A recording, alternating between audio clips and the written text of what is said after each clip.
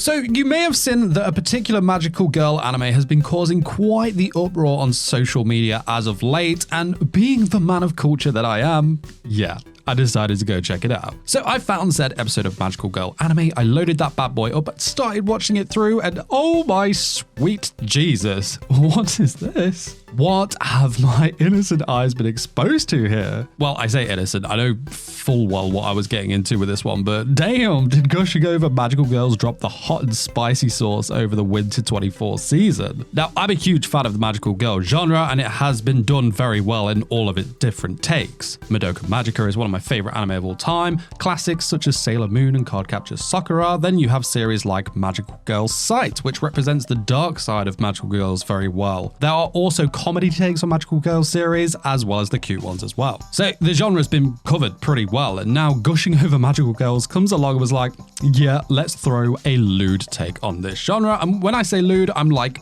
wow. Kind of reminded me of the Anukai's dog level of shock factor. And the anime ain't messing around here, so much so that I saw plenty of comments online where fans of the manga were saying that the anime has well outlewded the manga. I thought, no way. Like, I agree that they perhaps stepped up the levels a bit, but I thought they were definitely exaggerating. And yeah, God no, they were not. I went and read the first chapter after this, and upon comparing the first, I guess you could say, battle scene, my actual soul left my body. It left my body as I realized that they were just like, okay, we have a blueprint here, but let's just make this filthy. Let's project our perverse on the anime world, and they got us good. They got us good here. Obviously, there are trash out there that like this raunchier side of anime. I'm known to dwell in the depth of filthy, trashy fan service, a level that not even holy water can cleanse, but even I was taken back like this. I was taken back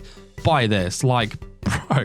Now, I guess I'm open and honest about my love of the anime girl form and the fan service side of things, but I also have my limit, believe it or not. And my limit while watching this was, wait, how old are these girls? And people, do you want to know how old these girls are? Are you sure? Well, they're 14, so that's a chub killer straight there. I did notice in the OP that there was an older looking woman wearing a nun-like outfit with like giant honkers, so I'm hopeful for her presence and age, but yeah, bruh. Nevertheless, I don't think this is a terrible anime based on the first episode. In fact, I very much enjoyed its first episode. However, we shall not enjoy this anime for the lewd reason, but more for the comedy reasons, which is what kept me thoroughly entertained. That and the premise of the show is actually really good. I had this in my what to watch this winter season video because it stuck out to me, and after the first episode, you know what, I shall still keep watching because I appreciate the absurdity of this series. You know, take away the questionable and put that down to Japan being Japan, and this will keep you thoroughly entertained, I think. The anime Gushing Over Magical Girls, it tells the story of Utena Hiragi, who has always been captivated by magical girls. She also fantasized about one day becoming a beautiful magical girl herself and defeating all the villains. And now, when I say this girl loves magical girls, I mean this girl loves magical girls. In fact, during her introduction, I actually felt a little bit uncomfortable as I kind of felt like I was being described myself here. So she's described as an incredibly average girl with average grades. She spends a lot of time doodling and she's average at sports. Now, I like to think that I'm decent at sports actually, but that can be questionable at times. Anyway, back to Hiragi. Most people forget that she's even in the room with them. She has this huge obsession with magical girls, and her favorite time of the month is when she gets her allowance so she can blow it all on magical girl merch. Now, as this description of her was rolling out, I had to pause the anime. I looked blankly at the wall, and then it hit me. This freaking anime is describing me here. You know, replace magical girl stuff with anime girl figures, Karrarin merch, etc. Bro, that's me. I thought I was so cool, man. Tramp anime making me realize how mid I really am. Nah, you know what, I'm cool with it, actually. Anyway, so one day, this doll-like creature, which would be your Cube equivalent from like Madoka Magica, one look at this creature and I don't trust it at all. Not one bit. Anyway, this doll, cat, reverse Mimikyu creature approaches Hiragi and discloses that she possesses magical abilities that are dormant within her. As you can imagine, Hiragi is beyond hyped that she is going to have her magical girl powers awakened, but here comes the big fat twist. She actually gets transformed into a villain who has to battle the magical girls she so adores. So sad. Said transformation scene was also the first taste of, oh sweet lord, they're showing way more than I thought. That was the first moment. It was like, okay.